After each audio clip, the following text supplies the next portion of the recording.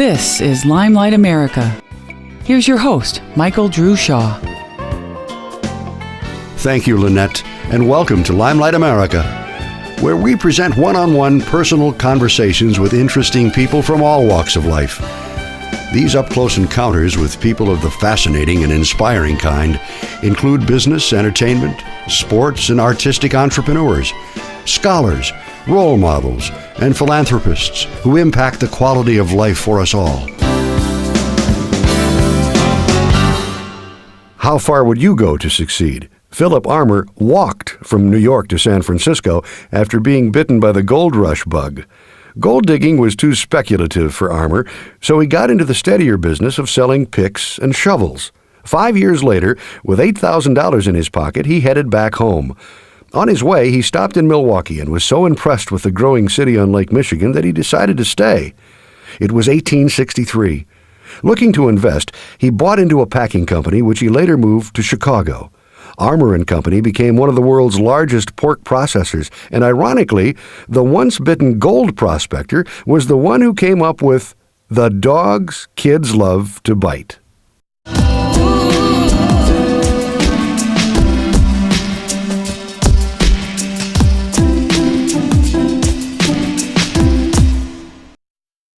Intense, arrogant, combative for the sheer hell of it, Ted Turner has been called a genius, a flake, a fruitcake, a maniac, and a visionary.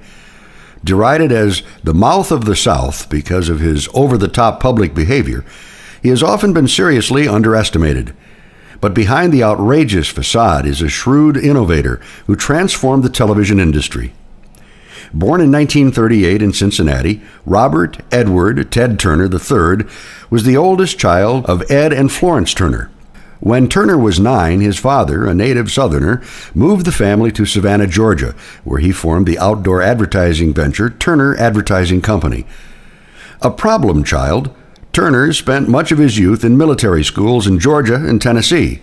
He wanted to go to the Naval Academy, but instead enrolled at Brown University at his father's insistence. He was eventually expelled from Brown when he was caught with a woman in his room, a flagrant violation of school policy. In 1960, after a stint in the Coast Guard, Turner joined the family business. It turned out he had a flair for sales, and his father watched proudly as he quickly outdistanced the company's best salesperson. His father rewarded Turner with a manager's position in their Macon, Georgia operation. But in 1963, Turner was shocked to learn that his father, deeply in debt and fearful the business was overextended, had initiated plans to sell the company. Turner accused him of quitting, but in truth, the self-made millionaire was suffering a nervous breakdown, and on March 5, 1963, he committed suicide. So, at the age of 24, Turner inherited his father's company and immediately set out to stop the deal his father had set into motion before ending his life.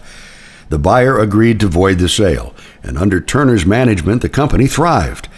But it wasn't long before Turner became bored with billboards.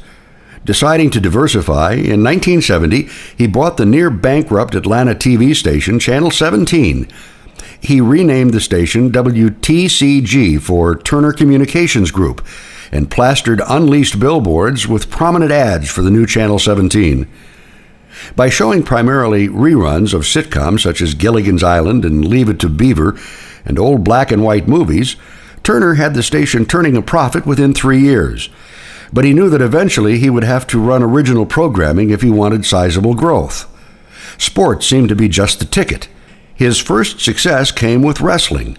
Turner built a full-sized wrestling ring in his tiny headquarters building and broadcast live professional wrestling matches. Ratings soared, but his biggest coup was winning the rights to broadcast Atlanta Braves games. The station became so dependent on the Braves that Turner purchased the team in 1976, ensuring a regular and marketable source of programming. That same year, he took the gamble that would transform his backwater UHF station into a national broadcast phenomenon. In 1975, RCA had launched a communication satellite capable of sending television signals nationally.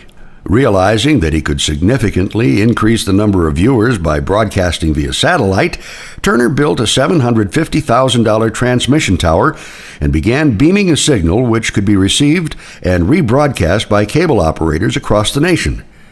The move created the country's first superstation, WTBS. By 1978, Turner's station was reaching 2 million homes, more than double the number it had previously been capable of reaching. His superstation a success, Turner looked for other ways to exploit satellite technology and proposed launching a 24-hour live news network. Turner was not the first to think of an all-news channel. Other media heavyweights had long thought about doing it, but were leery after very costly failed attempts. Turner's gut told him it was a good move. Risking everything he owned, he started the cable news network, CNN. That was in 1980, and once again, the gamble paid off. According to many experts, by providing live coverage of breaking events, CNN transformed the way news was reported. The definition of news was rewritten from something that had happened to something that is happening at the very moment you're hearing it. Regarding himself as an underdog battling the media giants, Turner desired a foothold among the networks. After a failed attempt to take over CBS in 1985, Turner purchased MGM for $1.6 billion in order to gain control of the MGM United Artists Film Library. At the time, many investors felt Turner had overpaid for the library. In later years, however, the transaction would be regarded as a steal. By purchasing some 3,300 MGM United Artists movies, including such classics as Gone with the Wind, Casablanca, and Citizen Kane, Turner had essentially acquired a library of films whose value would not depreciate in the future. To capitalize on this vast library, Turner started two more networks, Turner Network Television, TNT, in 1988, and Turner Classic Movies, TCM, in 1994. But the biggest deal of Turner's career would come in 1996 when he agreed to sell Turner Broadcasting to Time Warner for $7.5 billion. Turner became Time Warner's largest shareholder and was given the job of overseeing Time Warner's cable networks division as its vice chairman. One of the major reasons Turner agreed to the merger, which at the time created the largest media conglomerate in the world, was that he gained the use of Time Warner's library of films and cartoons, thereby significantly increasing his own cable channel's range of programming. In addition, Time Warner was the second largest cable system operator in the country, and the merger gave Turner easier access to limited cable channel space. By the end of the 1990s, Turner was worth nearly $7 billion, although by 2005 it was down to $2 billion because Turner has given so much of it away. A new Ted Turner has emerged over the years, as the outspoken maverick has set his sights on philanthropy. In 1997, he pledged to donate $1 billion to the United Nations in hopes of inspiring others to be as generous. Although he hasn't abandoned making money, he has his own restaurant chain, Ted's Montana Grill, in 9 states, with the main dish being bison burgers. Over the years, he has given generously to the environment and is the nation's largest landholder, owning 1.8 million acres. In explaining his charitable actions, Turner once told Time magazine, "I'm not going to rest until all the world's problems are solved." Pundits may poke fun at this lofty goal, but considering what Turner has already accomplished in his stellar career, he just might be able to pull it off. Stay tuned. But wait, there's more. Ted Turner's career may seem like an unending string of beating the odds, but he has had his setbacks and made his fair share of mistakes. One of his major gaffes was when he began colorizing classic movies to give them greater mass appeal. While it was an ingenious and profitable business move, the first 12 films he colorized grossed an average of $900,000 for 1 year syndication rights. It antagonized a very vocal segment of the film industry.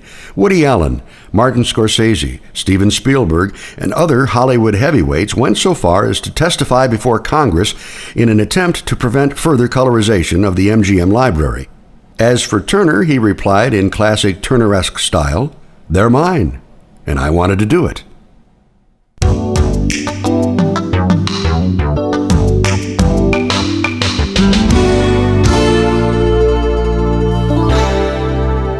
You're listening to Limelight America.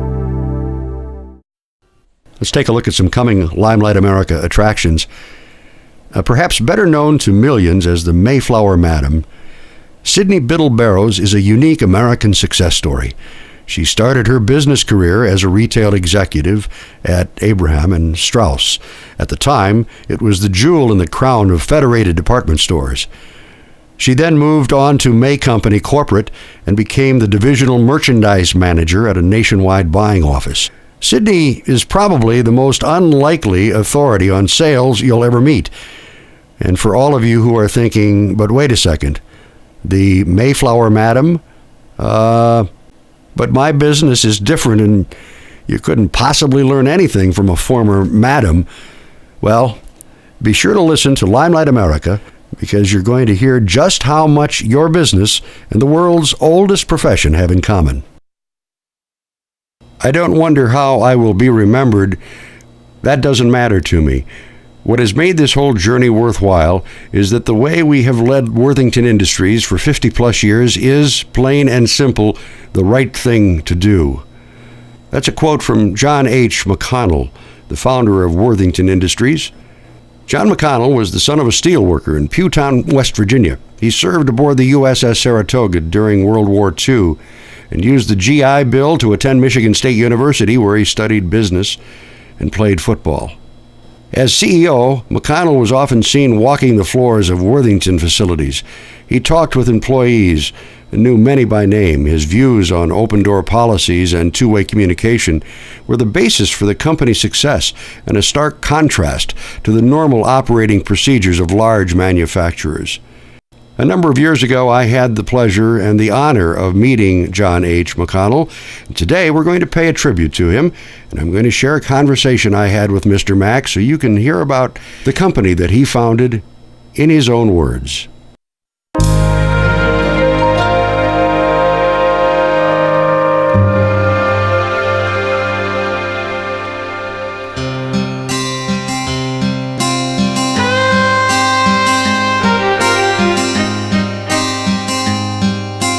Entrepreneur.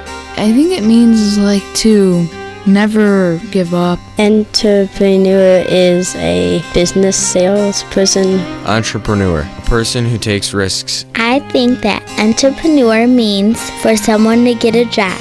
Entrepreneur. I have no clue what it means. Entrepreneur is someone who's in business. Interperior. I think an entrepreneur means someone who helps other people or encourages them. Entrepreneur takes an idea of what people need, develops a plan. An individual who desires to run his own business, be his own boss. My definition of an entrepreneur is a successful business person, one that has taken an opportunity and made it very successful. Definition of entrepreneur, I'd say someone that looks into the future. Successful, independent. Someone who doesn't know any better. It's the truth. They don't know any better. It honestly is about people who just don't know any better. They really don't. They take a huge risk. The passion of America's business pioneers, past and present, drives our national economy and energizes our free enterprise system. Entrepreneurs are a unique and fascinating breed. They are tenacious, brave, and a little crazy to the rest of the world. They ignore the odds and work relentlessly toward their goals.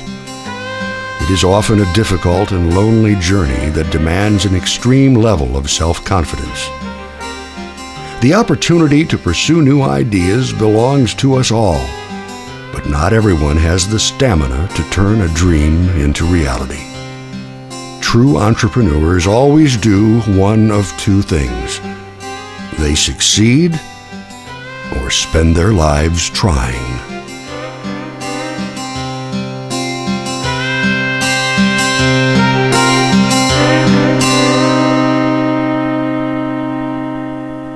And now the late and truly great John H. McConnell, an entrepreneur, a true dream warrior, Mr. Mack. Worthington Industries, one of the largest steel processors in the U.S., shapes and processes flat-rolled steel for industrial customers, including automotive, appliance, and machinery companies. They also form flat-fluting rolled steel to exact customer specifications, filling a niche not usually served by steelmakers and steel service centers with limited processing capabilities. Worthington's subsidiaries make products such as pressure cylinders, metal framing, automotive panels, and steel pallets. Through joint ventures, the company also makes steel products such as metal sealing grid systems and laser welded blanks. Since the company began operations, Worthington has established a tradition of leadership, believing that leadership is about action, not simply position. Operating under a long-standing philosophy based on the Golden Rule, the company builds on its strengths, redefining industry leadership in the markets they serve. It all started in a Columbus, Ohio basement in 1955, when a classic American dream warrior by the name of John H. McConnell decided to go out on his own with an attitude that he would not fail under any circumstances, and a willingness to do whatever it took to get the job done. I was born and raised in a little town called Pewtown. After I left, they changed the name. It's now called New Manchester, but about 90 people in the northern tip of West Virginia. Most of the people in Pewtown worked in the steel mill. And that was my ambition when I got out of high school. And I did. My father worked in there. All my uncles worked in the steel mill, my cousins, everybody in the family worked in the steel mill. We lived, I guess you'd call it a duplex. It was a two-family house. The people on the other side of the house, Mr. Woodmore was his name, was a rural mail carrier. Everybody loved him that knew him. The farmers all loved him, everybody that knew him. He's just a great person. Had more influence on me than anybody else, even my father, because of the way he lived and his beliefs. I've had a lot of jobs. I started working when I was 10 years old. I'd hoe corn for farmers for 10 cents an hour. My first real job where I was getting a check for the State Road Commission in the wintertime in high school. Anytime it snowed, they'd send the cinder trucks out on the road, you know. So I'd work all night throwing cinders, and if I remember, we paid 40 cents an hour. Out of high school, I got a job in the blooming mill at Weirton Steel. Blooming mill was the dirtiest, hottest place you could work, and I knew I didn't want to spend my life there after I'd been there a year. No one in my family had ever gone to college, so I had no desire to go to college. But I met guys in the Navy that had been to college, and one guy who had been to Notre Dame, he told me they're going to have a help for veterans to go to college. And he said, you ought to go if you can. Well, I did, with football and the GI Bill. In 1949, McConnell graduated from Michigan State with a degree in business and began looking for a way to support his wife and their baby daughter. Courted by a couple of companies, he asked a former professor for advice on what path his career should follow. I had an interview with Weirton Steel during the Thanksgiving break, he recalled. They offered me a job in the sales department starting at $225 a month. The best advice I ever had, I got from that professor. I said, look, I can go with this soap company. They'll pay me $100 a week plus a car. Or I can go back to Weirton Steel at $225 a month. He said, go back to Steel. You don't want to sell soap. After 2 years with Weirton, McConnell took a job with a small independent steel broker in Sharon, Pennsylvania. With about 40 employees, the company was quite a change from the mammoth 15,000 worker plant at Weirton. In 1954, McConnell moved to Columbus, Ohio, and began selling on straight commission. There, the idea that became Worthington Industries was born. They gave me a choice. I could have Cleveland territory to sell or Columbus and southern Ohio, which we weren't doing any business. And I took that, and pretty soon this was their leading territory. And I decided there's a lot of business down here. So, and I was on straight commission then. And if I didn't sell, I didn't make anything. But I was making pretty good money. And I decided if I worked this hard for myself, I'd really make money. And I decided to go on my own. And I was just brokered steel for about 6 months, buying and selling, and was doing quite well. And then we started in June of '55. At the time, the busy steel industry emphasized production. Tonnage shipped was the measure of success, while quality and cost were secondary matters. Conversely, customers of steel companies were requiring more specialized products to meet the growing demand for consumer goods. For an integrated firm like U.S. Steel, supplying customers with small orders of specifically processed steel was unprofitable. With close ties to both customers and suppliers, as well as a working knowledge of equipment, McConnell believed he could fill the gap and saw a niche created by changing times. The mills in those days were putting in this sophisticated equipment, rolling mills that were a quarter of a mile long, and it was very obvious they were spending millions of dollars, that they weren't going to be taking any small orders, and 25,000 pound order was something they wouldn't want. And that's when I got the idea that if I could get my own business going and take that kind of an order, you could really do something. And that's the way it turned out. Between 1949 and 1959, American steel capacity grew at a compound annual rate of more than 4%, while consumption inched along at only 0.4%. While these numbers seem ominous, the market looked solid on the surface because of exploding demand for personal goods, such as cars, appliances, and construction materials. But these products use less steel than the heavy capital goods like railroads, ships, and industrial machinery that had been the mainstay of the industry. Additionally, as lighter gauges of cold rolled and coated steels became available, the trend toward the use of lighter weight steels began. By 1959, the United States had become the first industrialized country to see the steel intensity of its gross national product decline. The unjustified optimism of the steel industry in the 50s was further complicated by the rapid growth in Europe and Japan. In spite of all this, Mr. Mack forged ahead and eventually brokered his first load of steel. Well, there's a high thermometer company in Springfield, Ohio. Mr. Evans was their purchasing agent. Weirton Steel, my old company, where I had a lot of friends and knew everybody, I knew they had a load of steel that zinc-coated that Mr. Evans could use. So I called him, and he was willing to buy it, and I was going to have a nice markup in there. So I typed up my own order and sent it in, called him first to hold this load of steel, 50,000 pound, and lo and behold, I get a call from the credit manager at Weirton, who was a good friend. He'd sponsored me in the Masons. He says, I got to have a check in advance. It was $1,900, I think. And I said, what in the world? Why? Well, he said, you're not incorporated, and we have a rule. If you aren't incorporated, we got to have a check in advance. So I had $1,200 in my checking account, and I took my title to my Oldsmobile down to the bank, borrowed $600, and bought the load. That was the start. I never had any doubt that I was going to succeed. Never ever entered my mind. I knew it was just a matter of time. At the third year in business, we did $2 million in sales, and the Columbus Dispatch wrote a big feature story on it. That made me feel pretty good. We went out and had a big dinner and drank too much, but it all worked out fine. Nobody got hurt. We were totally out of space, and this first place I had was just 6,000 square foot. It's like a big garage.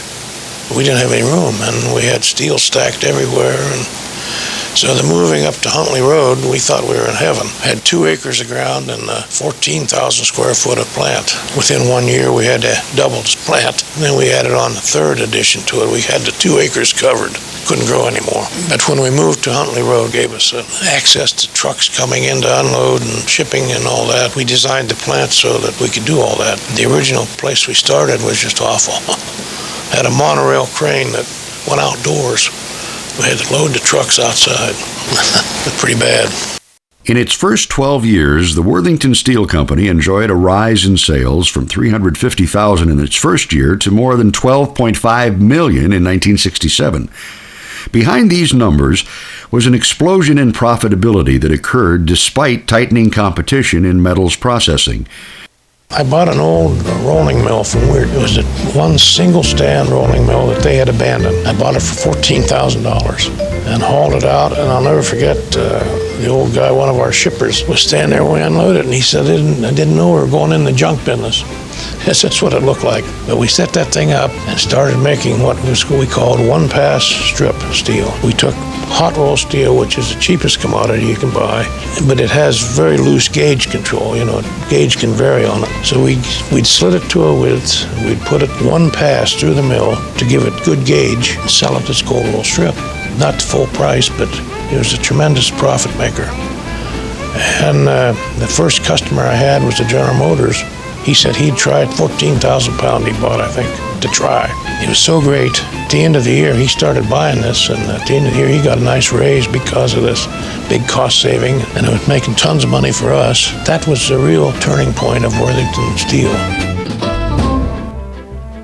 During the months that new management hires spent working on the plant floor, they were expected to learn steel processing the hard way, by doing it.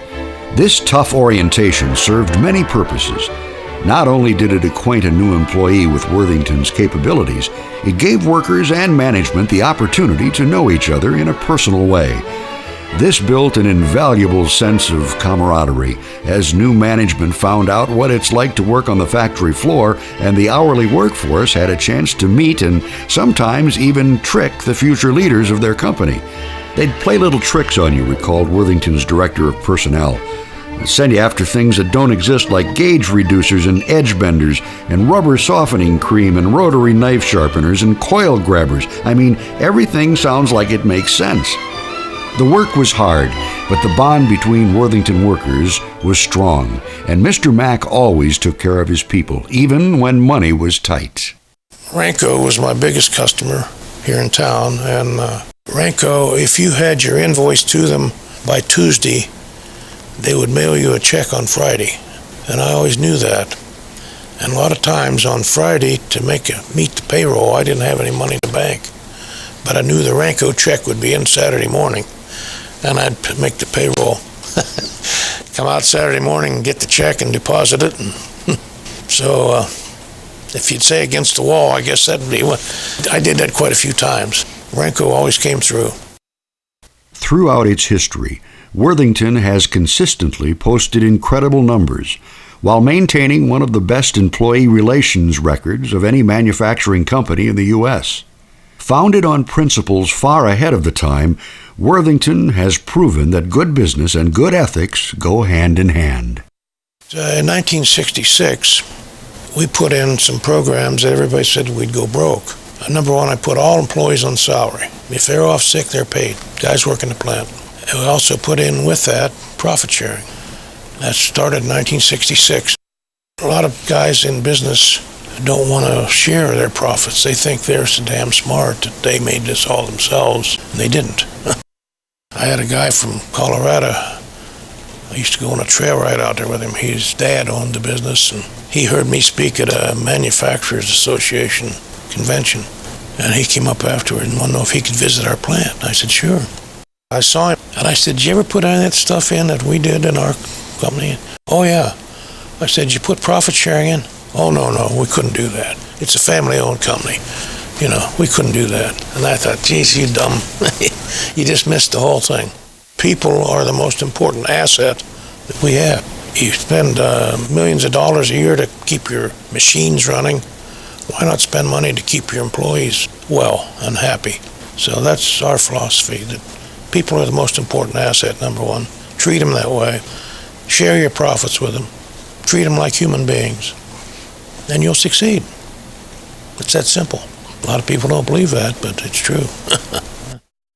When you visit Worthington Industries World Headquarters on Old Wilson Bridge Road in Columbus, the building you see clearly speaks success. But once inside, you can feel it in the unique way people walk and talk. There is a sense of pride and ownership that brings everyone together in a special way. But the one thing that seems to say it all is a replica of Mr. Mack's 1952 Oldsmobile that sits quietly in the main lobby. If there was ever a symbol of what a dream warrior is willing to do, this is it.